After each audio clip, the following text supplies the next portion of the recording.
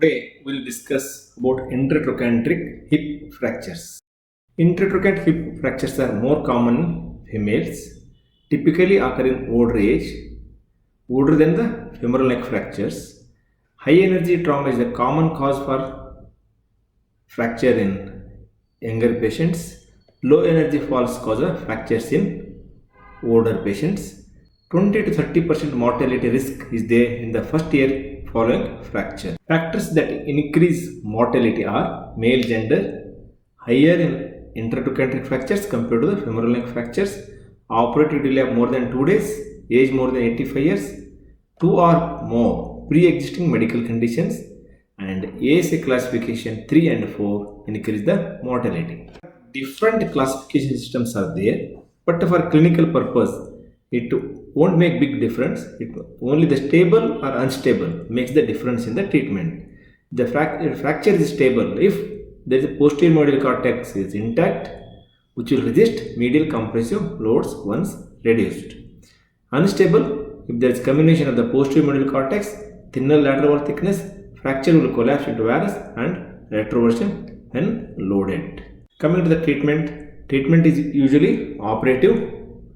Very rarely non-operative treatment is indicated only in case of medically unfit patients. In such patients, you can apply skin traction or a boot and bar and have to mobilize the patient as early as possible.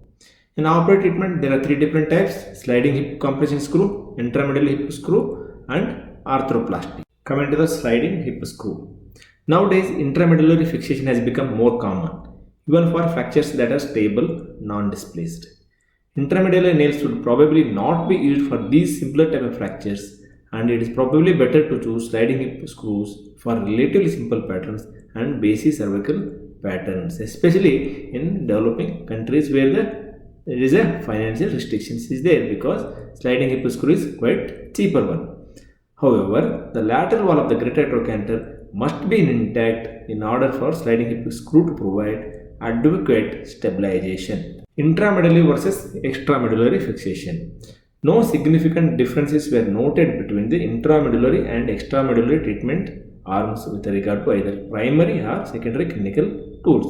With either device, compression screw must be placed centrally and deep into the femoral head to prevent mechanical failure. Arthroplasty is indicated in severely comminuted fractures, pre-existing symptomatic degenerative arthritis, osteoporotic bone that is unlikely to hold internal fixation, salvage for a failed internal fixation. Complications: implant failure and cutout is more if the tip of existence is more than 45 millimeter, and it is failure rate is almost 60%.